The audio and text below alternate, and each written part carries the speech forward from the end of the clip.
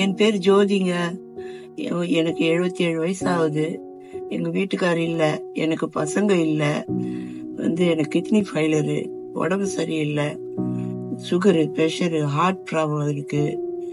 எங்க வீட்டுக்காரர் செத்து 12 வருஷம் ஆகுது. 2012 செத்தாரு. மார்ச் 9 செத்தாரு. அதுல இருந்து நான் தனியாவே இருக்கேன், ஒண்டியாவே இருக்கேன். என்னை பாக்குறவங்க யாருமே இல்ல. சொந்தக்காரங்க இருந்தும் பிரயோஜனம் இல்ல. அது சாப்பாட்டுக்கு நான் ரொம்ப கஷ்டப்படுறேன். முதியோர் பீச்சின்னு வாங்குறேன். 1150 ரூபாய் கொடுக்குறாங்க. அது பத்த மாட்டேனுது. மருந்து செலவுக்கு இது ஆயிடுது. எனக்கு சாப்பாட்டுக்கு ரொம்ப கஷ்டப்படுறேன். உங்களால முடிஞ்ச உதவி ஏதாவது செய்தீங்கன்னா உங்களுக்கு ரொம்ப புண்ணியம், உங்க புள்ள குட்டிக்கு புண்ணியம்.